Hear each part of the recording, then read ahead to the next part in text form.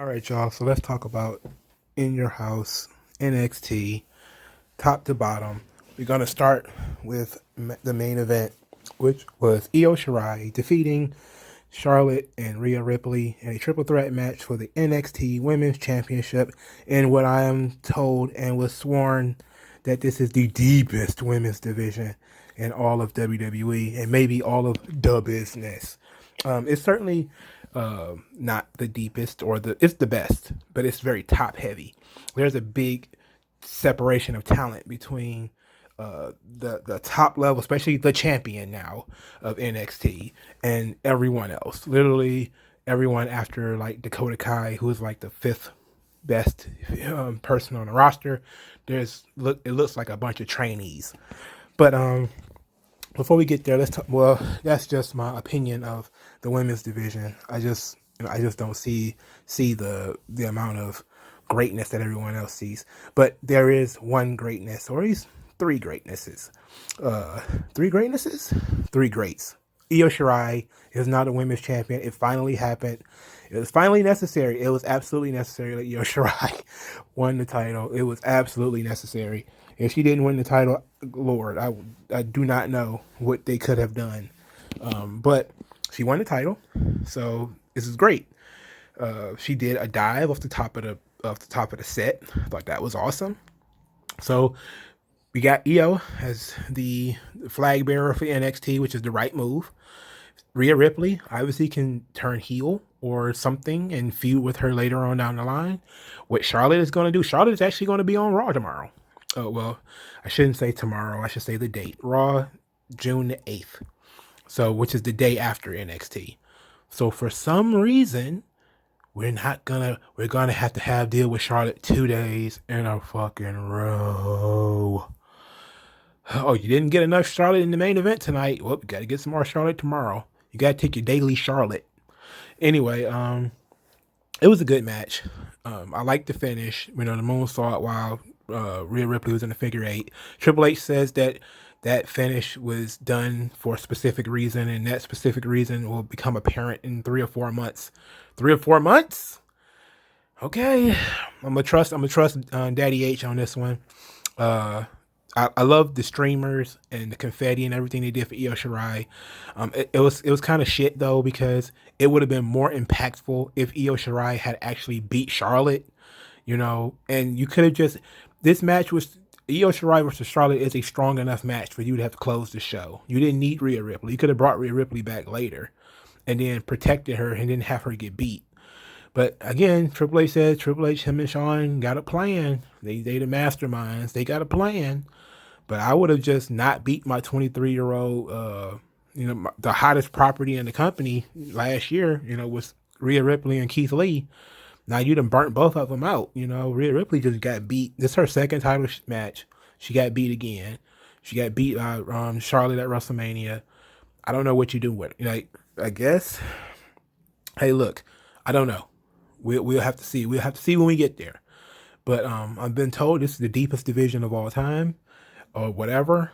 I just see Io, Charlotte, Rhea Ripley, Dakota Kai, then a huge gap, and then I don't know who would come next. But let's go to the next match. Tommaso Ciampa versus Killer Cross, or Karrion Kross. I'm sorry. So this match was everything it needed to be. What I predicted the match should be is exactly what it was. Killer Kross beat the dog shit out of Tommaso Ciampa.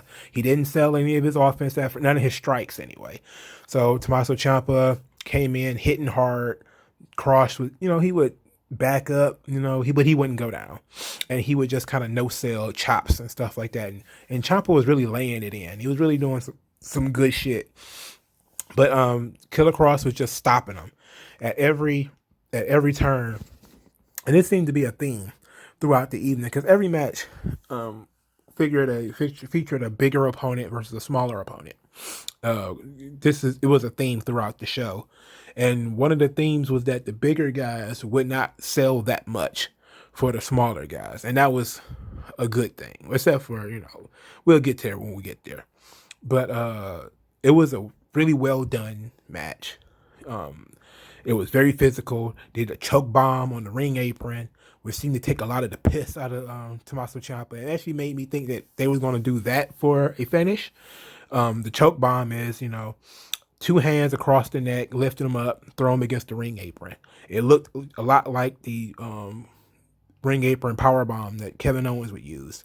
That it looks dangerous. It does look like extremely dangerous, especially with Tommaso Ciampa's neck. And I think that should have led directly into the finish. But of course, it's NXT, so they didn't really. They did something that made sense later, but we'll get to that. But this match was really good. It was really hard hitting. My favorite part of the match is when Tommaso Ciampa fired up. I really am a big proponent of baby faces showing intensity and showing fire, which Tommaso Ciampa did do in this match. And he did that by just wailing on Killer Cross. And you can hear the slaps, like slap, slap, slap, slap, slap, slap, slap, slap, slap, slap. And Cross is kind of like trying to roll with it. He's staggering a little bit. So, Ciampa's trying to get in there. He's cutting loose. He's doing what Tommaso Ciampa does. He's trying to chop this big dude down because Tommaso Ciampa's a physical badass who's not going to back down just because you're bigger than him. And Tommaso, and it didn't work, obviously, which is the point, which is what I wanted. I wanted Killer Cross to wrestle like Killer Cross. He was throwing him around the ring and these incredible suplexes, just tearing him up, doing interesting combinations like he did the Northern Lights. It was like the locomotion, the Young Bucks move, where he did this Northern Light suplex, and he pulled him up and hit him with a clothesline. The Killer Cross's facials are a little over the top. Like I say, he reminds me a lot of Sid, and that's really why. It's because Sid used to always do the mean face where he like clenches his jaw and like super clench and just be really snarling almost, you could say. Killer Cross does that a lot, and I think his facials are a little overboard. But it's almost like I want to say like Nails. Like he comes across like Nails. If you don't remember Nails, Nails was the guy who was brought in to feud with the Big Boss Man. He used to always make this mean face. Like his face was always turned up and gross looking and stuff like that. He always had this, and or better yet, like Kane when he unmasked. So when you see like when Kane first unmasked, he used to always make these mean evil faces and like the twisted evil faces. There's got to be a picture around there. I probably wouldn't put it in this video anyway. I'm too lazy. But there's a picture of when Kane unmasked and he just made like these teeth gritting faces. That's how Killer Cross is working. And I don't think we need that though. I think we're good just him being a machine who's tearing people apart. And it was a really fun match. I really enjoyed it. The crowd was shit in this match though, because they were supposed to chant "Fall and Pray," which is the shit that goes on with Killer Cross or Karrion Cross, whatever the fuck you want to call him. It was supposed to be like "Fall and Pray" along with the theme song. They were offbeat. They were out of tune. The crowd was good all night. And then they get to this match and I guess this is why they don't get to have chairs. You don't get to have chairs because you had a break before this match happened. And they give you a break and you come back and you fuck up your chance. The dog shit crowd. Let's go to the next match. So, NXT Championship, Adam Cole, baby, versus Velveteen Dream, backlot brawl. This match was probably one of the weaker cinematic, quote unquote, cinematic WWE matches. It was still good, but it wasn't as. It was a letdown for me. It was a letdown for 3 reasons. One, Adam Cole actually won. So I'm like, why did Adam Cole win? Look, I get that everybody likes him. I even like him. But for fuck's sake, it's been a year. Do you really need a champion a year? Like, this is not, the 1950s. We don't need a long-term champion like this. Now, maybe the point of keeping Cole where he is because you don't have nowhere else to put him. Like if you give him away to Raw or SmackDown, you're pretty much fucking yourself, right? Because they already, I guess Vince is already plucking certain people off the roster already. Because he already plucked Bianca Belair, he plucked Matt Riddle. So maybe he's, we're going to keep him with the title to keep Vince from taking him. But the Undisputed Era they've run out of gas. I really don't see what more you can do with them. Like, outside of them chasing the tag team titles again or something like that, really, what is there left to do? I don't even see like the only person you have lined up as a contender is Dexter Loomis, and I'll be fucking red assed if you put Dexter Loomis in a match with Adam Cole for the title and Dexter Loomis actually wins. Fuck out of here with that. You need to. I don't know what else you do. Do you have him title for title with the North American champion? Maybe, or maybe you turn somebody that's a heel right now, babyface. Maybe Finn Balor in the future. That's the big match you set up. Balor and Adam Cole, even though they had a match on TV. I don't know. But that's the number one reason why this match was disappointing to me. Number two reason why this match was disappointing to me is because it did not have a lot of action, as far as I'm concerned. There was a lot of Adam Cole running around. It was like he was wasting time until the spot where the other members of the Undisputed Era would show up. So, he was stalling a lot. That's what it felt like to me anyway. He was trying to go into the various houses outside in the street. He wouldn't engage as far as fighting is concerned. Like, this is a brawl, right? You would think that two guys brawling would go after each other. And yeah, the Dream was going after him, but Adam Cole was kind of, maybe that's typical heel stuff, right? You powder when you a heel, you powder, you try to get away. But I don't really think this was the environment for that. Like, you had the cars around the ring, he was still escaping, and he tried to. But there was one neat scene where he hopped in a car trying to drive away, and Velveteen Dream beat the car with a bat, which is very ironic considering that's all you see when you turn on MSNBC now or CNN. Or actually, you wouldn't see that if you turn to CNN. You will see it if you turn to like Fox News or if you go on Twitter or something. You're likely to see people busting cars with bats and all that type of shit. But you probably won't see that if you watch certain types of news. But in any event, I thought that was neat. I thought the entrances were dope. Adam Cole came out in the monster truck, bedecked in the Undisputed Era gear, the flag and everything. It was nice. Velveteen Dream show up in a yellow Lamborghini, dressed like Negan from The Walking Dead. I mean, he tried to win the title. I liked it that he tried to win the title right off the jump. He, 3 roll-ups. Adam Cole didn't really want to fight him. Was not interested in fighting him. But I think I don't think that the match had as much action as it should have had.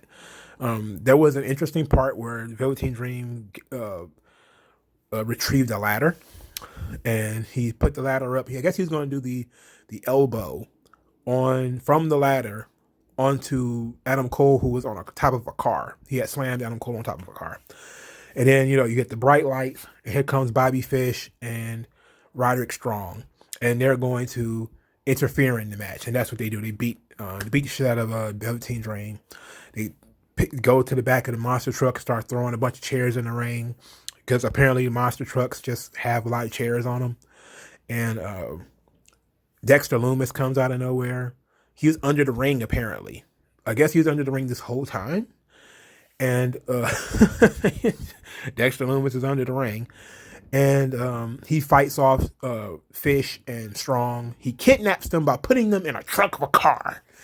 And he kidnaps them just kind of like he drew that picture of him kidnapping them on the June 5th episode of NXT. He drew a picture of him kidnapping Undisputed Era, and he actually did kidnap 2 of them. I don't know where Kyle O'Reilly is. Kyle O'Reilly injured? Is he dead? I know he can't be dead. He tweeted after the fight pit, so I don't know if he's dead. He's probably injured, but that was it, and the finish came when Adam Cole hit Velveteen Dream in the nuts and did the Canadian Destroyer on some chairs and pet them, and I was like, okay, well, whatever. Okay, so I'm just like, I'm burnt out on, like, as much as I love Adam Cole, I loved him from his days at ROH, I'm absolutely burnt out on Adam Cole in NXT. I just don't see what he's doing as something that's changing. Like, he has been Adam Cole baby for 2-3 years now. And he's been doing Undisputed Era for 2 or 3 years. enough's enough. Maybe they're going to do something different. Maybe the Undisputed Era breaks up. He starts feuding with each one of them individually. I think that would be dope. That would be a good way to refresh Adam Cole and Adam Cole refresh the Undisputed Era. Is maybe Dexter Lumis does take these guys away, and Adam Cole just like fuck them. I'm not going to follow him, and they turn on him because Dexter Lumis was torturing them in his chamber or something. Like he's pulling out their teeth or some shit. And Adam Cole was like, "No, baby, I'm sitting by the pool, baby," and that was it. Fuck this. And maybe that's the case. Maybe that's what you got to do. But I have no energy. I don't understand why this feud is still going. Like I don't understand why Adam Cole's still the champion. Maybe I could figure that out some other time. So we got Keithley versus who retained his North American Championship versus Johnny Gargano. The crowd actually did very good in this match. So the crowd chants Gargano sucks. Gargano sucks. Gargano sucks. I like that. Like in tune with the John Cena theme. I like that. That was nice. That was a nice touch. I still don't buy Johnny Gargano as being a credible heel. Like he's a bit of a worm, and I like that they're actually trying to turn him into a storyteller, and less like an indie shitter. But everything starts from the beginning. So Johnny Gargano is the only one who gets to make his grand entrance through the house of the In Your House set. He comes through the front door. He walks past and takes he kind of marks at a Doc Hendricks picture. And there was a little story about, Triple H wanting Michael Hayes to actually participate in this. And he was like, no, no. And, but the gag was that Johnny Gargano had the keys to the house. And so he put the keys to the In Your House set in his trunks. And because he had scratched Keithley's eyes with his keys before. So he was like, the key is part of the story. So Keithley comes out, and Keithley wrestled like a big man, but not at first. At first, they went to they threw their indie bullshit, the standoff. I don't know what you want to call it, but the Dragon Ball Z, you punch, I dodge, you kick, I dodge, we and all that bullshit, and then you just stand off like dun dun dun, like the RVD and Jerry Lynn shit. I hate that shit so much. Like most of the time, it doesn't make sense. And it was crazy because Keith Lee did a spin kick. Like, why? Like, why did we ever need to leave his feet? But for the most of the match, Keith Lee was doing a good job of selling the hand because Johnny Gargano was working the hand. The hand was injured previously when Johnny Gargano put his fingers into, in previous weeks, where Johnny Gargano put his fingers in between the stairs and he kicked it. So he's supposed to have bruised fingers or whatever. They should have taped his fingers. Like, that would have made more sense. Like, if you'd have taped his hand. Like, when Triple H feuded with the Big Show, they did something similar where the Big Show was wearing a cast. You didn't need to do the cast because they wasn't doing his fingers were broken. They was doing his fingers were bruised. So you could have just had him, just taped his hand up, and then we could have all been paying attention to the taped hands. And then you could have had him unraveling the tape as the match goes on and stuff like that. But as it went, the match was pretty good. Keith Lee sold really well for Johnny Gargano.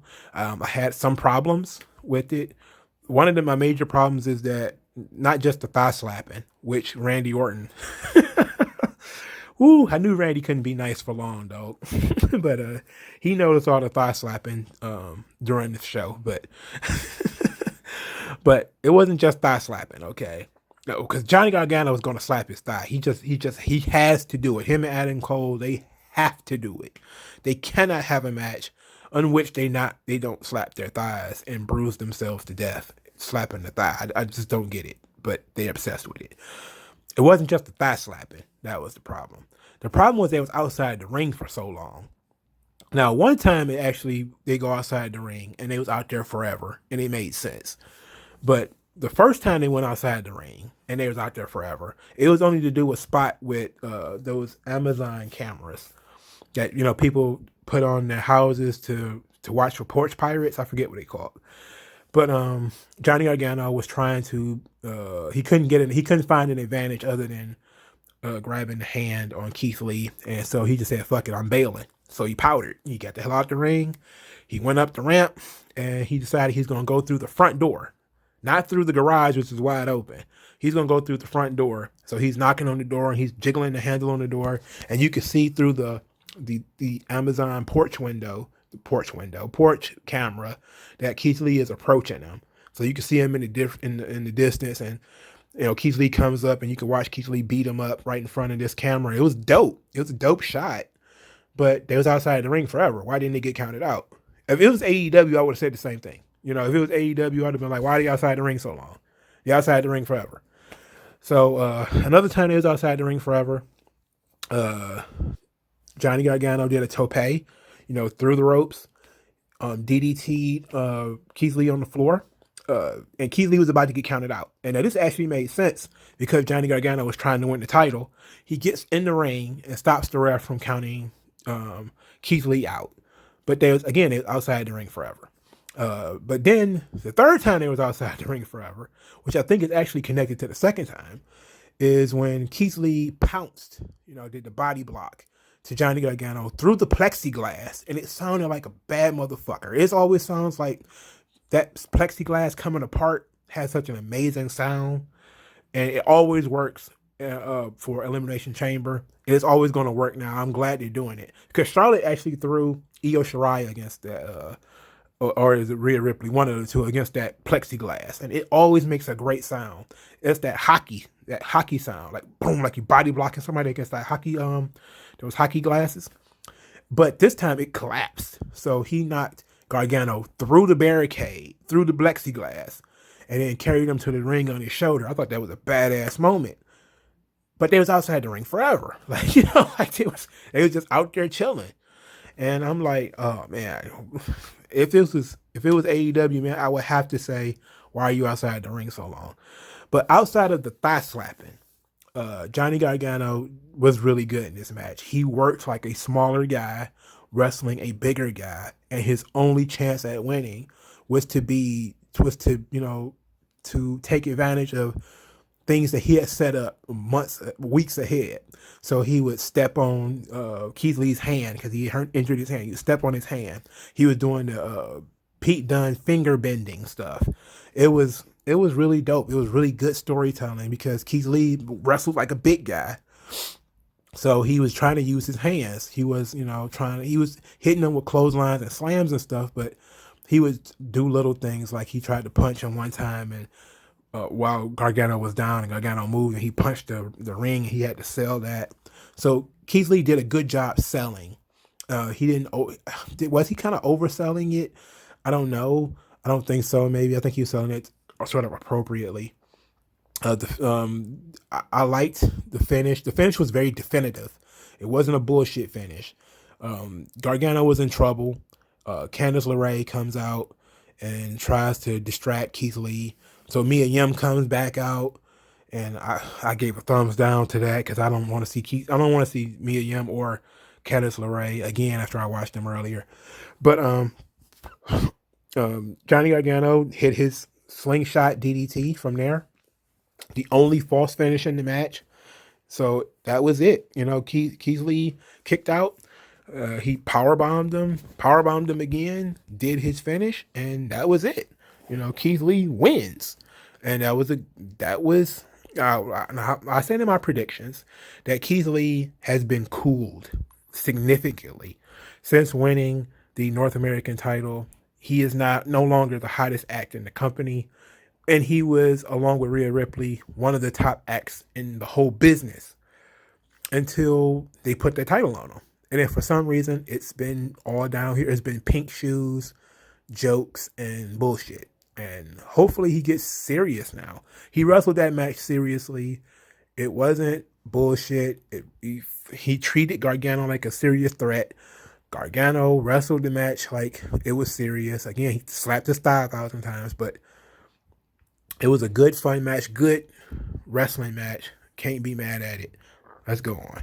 Finn Balor defeated Damien Priest. This match was one of my favorite matches of the night.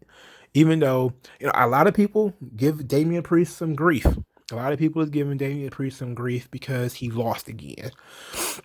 So a lot of people are saying, what more do you have to get him off the brand? He lost the North American Championship matches that he had. He lost to Finn Balor. You can't just have this guy continuously losing. And a lot of people also have noticed that Finn Balor has been in limbo for a long time. Since moving to NXT, the only thing that's really changed, they changed him heel, which was a good move. It was a good move to turn Finn Balor heel.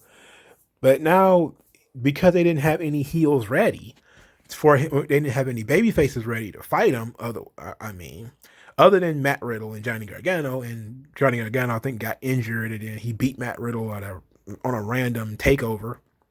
So he didn't really have any opponents. They kind of just made him babyface with an attitude.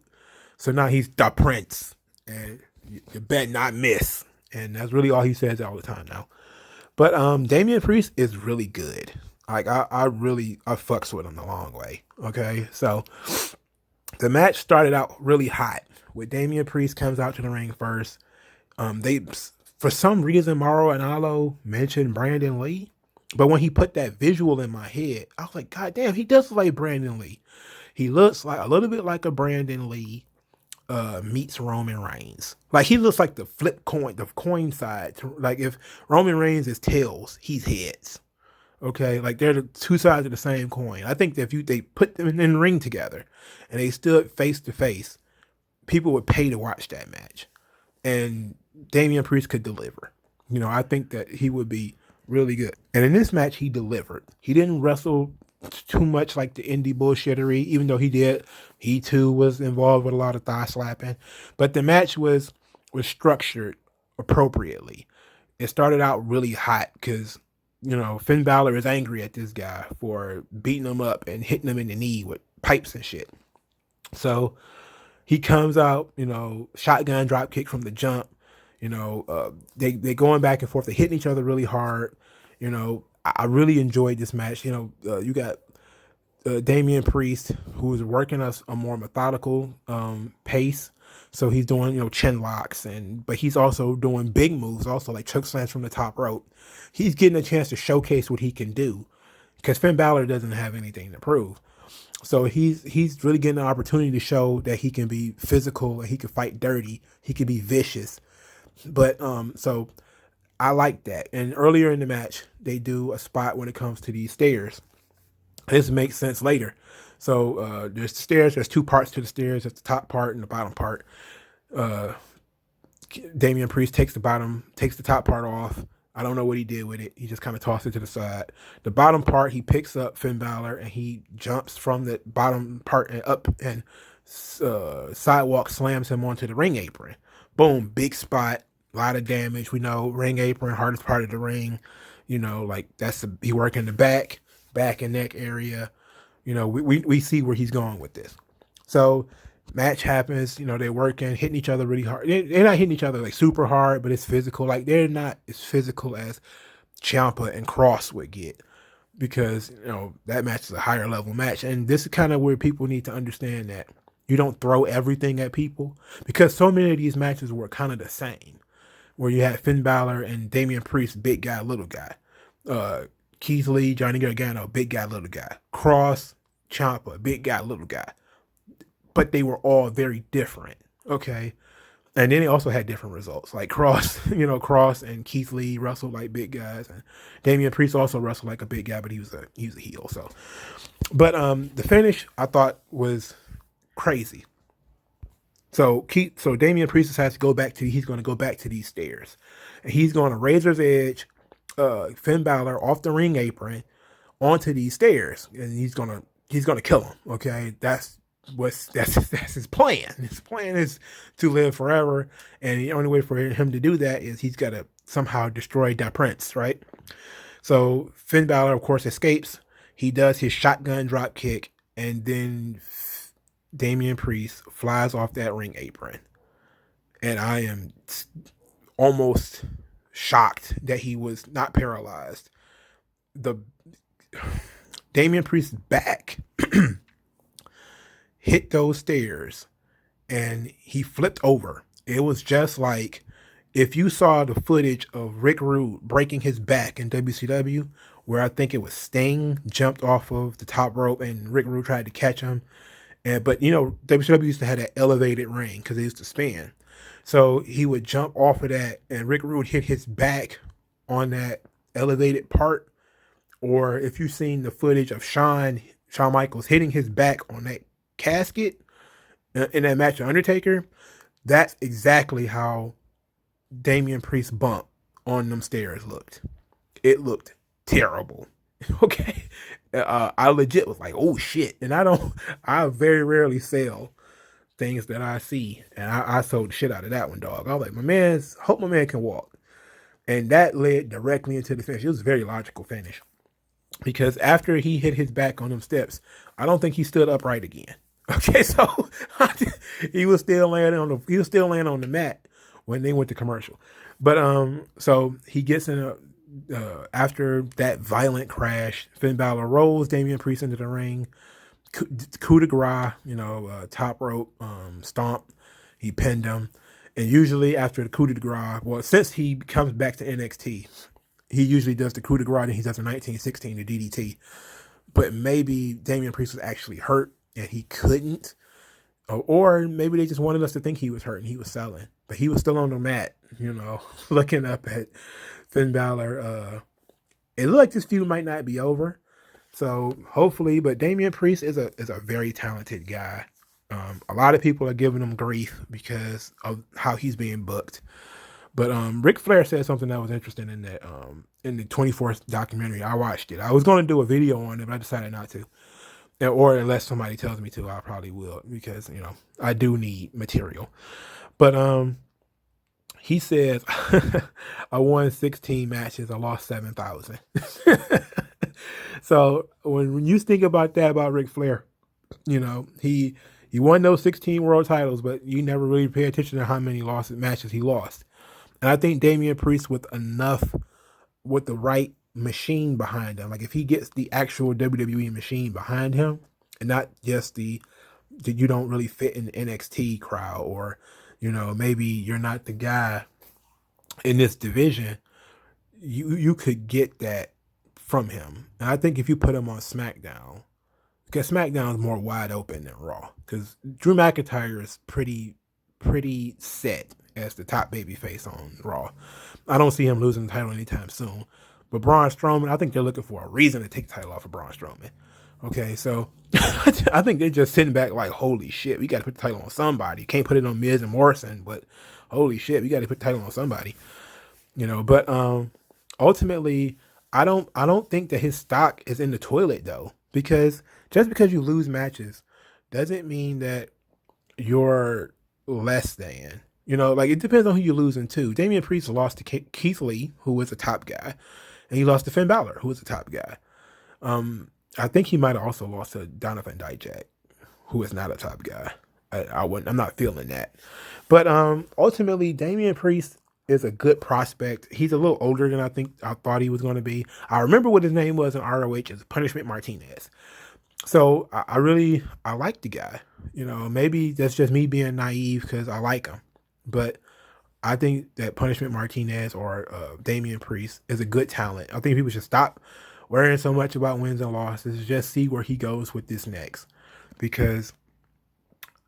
But like I said before, you had Finn Balor lose to Cameron Grimes, and that match meant nothing. It didn't do Cameron Grimes any good. I mean, Cameron Grimes beat Finn Balor, but where is he going? Is he going to fight for the title now? No. Is he going to fight for the North American title now? No. He's not going to do anything now. I beat Finn Balor. It sounds like a character from Southpaw Regional Wrestling. I don't know what the fuck Cameron Grimes is going to do. But my point is, you should have just got that match. Should have been a disqualification. And Damien Priest should have won this match.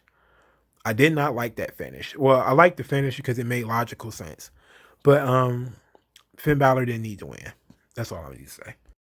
So, Tegan Nox pins Dakota Kai for her team to win the 6-woman tag match. Tegan Nox, Shotzi Blackheart, and Mia Yim defeat Tegan Nox, Raquel Gonzalez, and Candice LeRae. So, this match was very fast-paced. There was a lot of high flying stuff, and it should not have been. My thing is there are too many dives, too many dives, too many people jumping. People need to stop jumping so much, okay? And then when you jump so much and it's cringe, or when it jumps so much and it doesn't make any sense, that's when I get frustrated. Now, and both of those things happened. One, you had Mia Yim, who was about to do a tope, which is a head first through the ropes, and she pauses to make sure people are paying attention that she's about to do this. So she hit the ropes and then kind of like stuttered, like, whoop, whoop, whoop. Wait a minute, are you guys paying attention? And then she did it. Mia Yim is cringe, dog. She's like, she's been doing this too long to have made those mistakes. And look, I get that maybe other people aren't as experienced as she is, but come the fuck on. Like, that was so obvious. And then you had the Tegan Nox did some type of top rope thing, but she ended up landing on her own partners. I just have this. That's one of my pet peeves now, dog. Don't jump into a crowd of that includes your partners. You have partners. Don't jump on your fucking partners. I think Shotzi Blackheart jumped on her partners too. I don't know, man. But the babyface is just jumping all over the place, okay? But the big story for me was that they were trying to make Dakota Kai look like shit. And as much as I love Dakota Kai, I love her. Now is not the time for that shit, okay?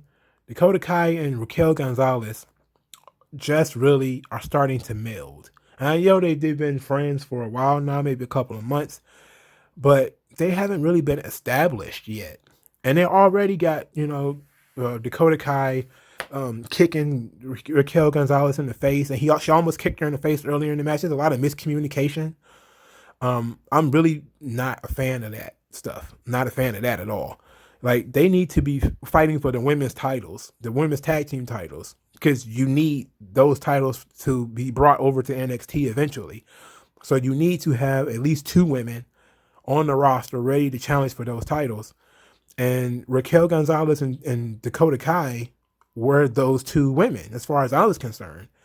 But now you're showing me that Raquel Gonzalez is getting tired of Tegan Nox, and you need to stop hitting me. You need to be more careful. Raquel Gonzalez is just, kiting Dakota Kai in public. And I'm like, wait, ain't Dakota Kai the experienced one here? Why is she the one look like shit? Why is she the one looking stupid? Why is she the one kicking Raquel Gonzalez in the face and all that type of shit? Like, do we really need that right now? It's too early for that. Please don't break them up, Triple H, Daddy H. Please don't break them up. Candice LeRae did her thing, but Raquel Gonzalez was very well protected in this match. She didn't sell a lot. She didn't take any bumps anyway. She was able to catch people and throw them to the side. Where Shotzi Blackheart would try to do her high flying moves, and Raquel Gonzalez would be like, nope. But she still was kind of like a big tree out there. She worked big.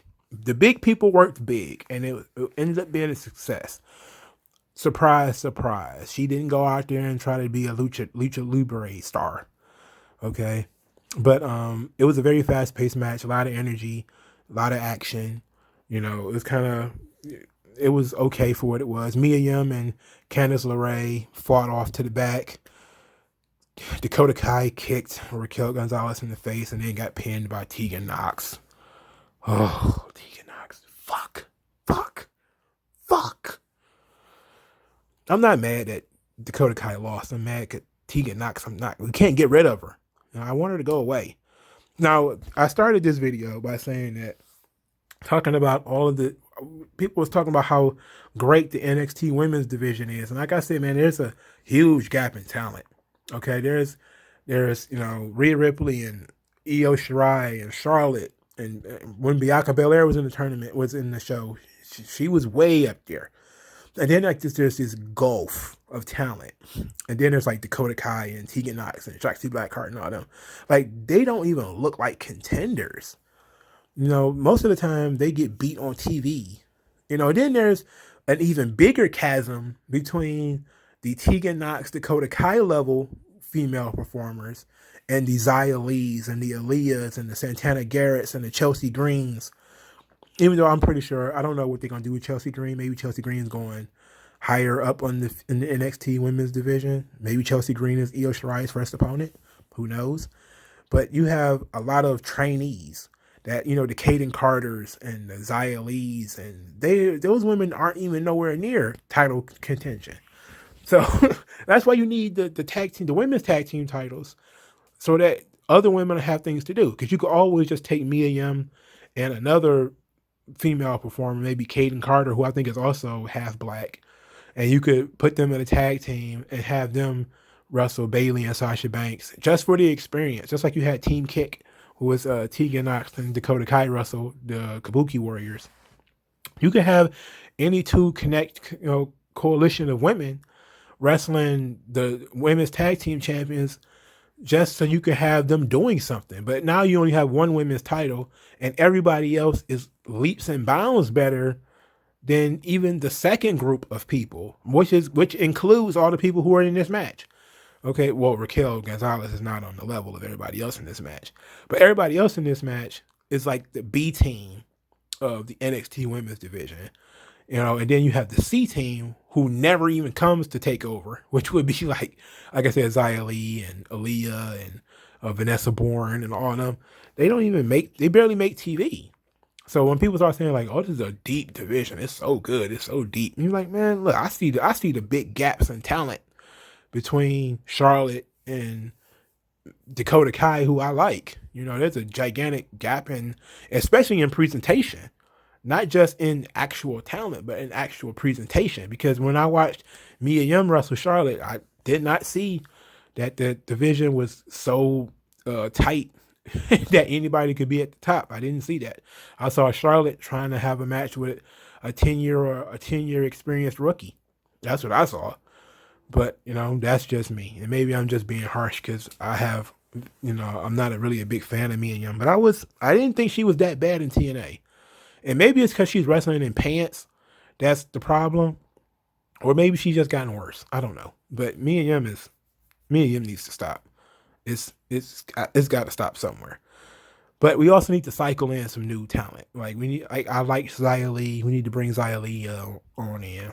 Chelsea Green is okay. Santana Garrett is not bad. You might need to bring in some new women. I was talking with my brother, and I basically said, "Hey, maybe they need to bring Toni Storm on over back to NXT." I don't know if she can get into the country, but it would be like a perfect time to bring Toni Storm back to make that division really solid. Because Toni Storm is a upper echelon level talent, but I'm told it's the deepest division of all time. It's the deepest bullpen ever. According to people on the internet. I don't believe it, but whatever. So what other tidbits can we talk about as far as NXT? Okay, so there was a lot of nostalgia on the show. Todd Pettengill was the host for the evening. He did a lot of gags, the no 900 numbers, and he sold us some T-shirts and stuff like that. I really like Todd Pettengill. It made me really sad that I don't see him that often. Maybe they bring him back every year to do in your house stuff, or they put him on the payroll to do something else. I really like Todd Pettengill. He seemed like he was enjoying himself. He seemed healthy, looked in good shape. I really liked it. The commercials, they did some really old school commercials. They did Adam Cole did an IcoPro commercial where he said IcoPro is all about, and I guess it was supposed to be a rip on how Bret Hart doing an IcoPro commercial, but I don't remember it. So maybe it wasn't Bret, maybe it was somebody else. But I thought that was funny. They did Shawn and the computers again. This time they just added Triple H and a Road Dogg. So Shawn was sitting there with AOL pointing at these goddamn buttons, wearing reading glasses though. So I'm glad that he upgraded. He upgraded to reading glasses. Doc Hendricks made an appearance. I thought that was dope. The little picture of Doc Hendricks. They tried to get Michael Hayes. Michael Hayes is such a pain in the ass. God, he could have helped out for a little bit. You could play along, you ass. They did the original WWF entrance, the World Wrestling Federation, for blankety blank years. the lead in sports entertainment. I thought that was dope. I really liked everything they did. They did a really good throwback show that was still mixed in with new talent and a new creative look, and everything was great. I was not a fan of the band though. The band that they told me was Grammy nominated. I don't know, man. Look, it was a mixture of things that I liked and things that I don't like. Like, I didn't mind the girl. The girl was singing, and the guitars and the actual music. I didn't mind that too much. But then you had that guy get on the microphone, go,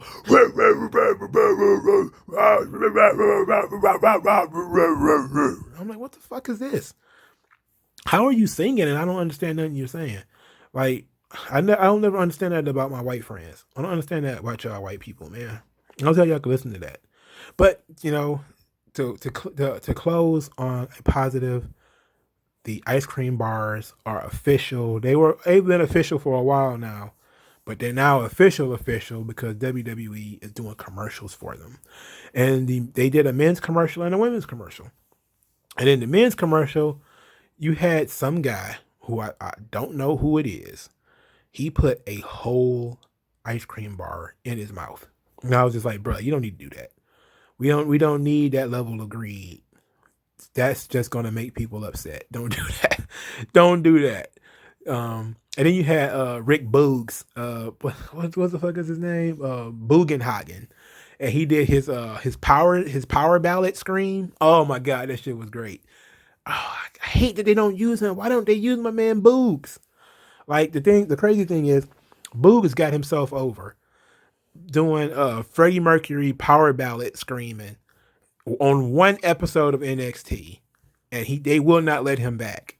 I don't understand why they won't let him do it. He'd be a perfect player for Elias if Elias was to change his style and do electric guitar. And then you could have Rick Bugenhagen, or I think his name is Rick Bugenhagen, doing his Freddie Mercury scream. Oh my god, that would be fan-fucking-tastic. That shit would be hilarious. But they won't let us have nice things, dog. But the women's commercial featured Shotzi Blackheart going full Cookie Monster with this ice cream bar, smearing ice cream all over her face. And I was just kind of like, I take back what I said. She's not the new Luna Vachon. She's a cartoon character. Okay, so I don't know. Like, she's not like a Wicked Witch. She's like LOL so random. So I don't know, man. But I definitely want to get some ice cream bars. I definitely enjoyed this show. No match on the show I think deserves less than 3.5 stars. Except for maybe the women's match. We'll probably get 3.25. And I think I was kind of disappointed in the cinematic backlot brawl because I was upset that the Velveteen Dream didn't win. And I don't think the match had enough action. I think that, too much powdering, too much running away, not enough physicality. But the rest of the matches really added when it comes to the physical. You got the MVPs of the night were certainly Karrion Kross, Io Shirai, and just Karrion Kross and Io Shirai. They kind of just did their thing, man. They really elevated their game, and I enjoyed the show. But you guys need to tell me what you guys think about the show. Hit me up in the comment section. Like, share, and subscribe.